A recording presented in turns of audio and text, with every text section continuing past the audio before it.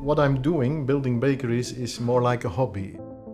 When I was young, I dreamed from building a factory that where you go in on Monday, you start up the line, and you go back on Friday to stop the line, and you go home. We try to automate those things where we think we can have an influence on our quality. So we have to find solutions for that. Spiromatic has always been able to anticipate on the solution for the problem. We introduced a complete new technology, the 𝐒𝐩𝐢𝐫, the automated guided vehicle. We are convinced that this is the future.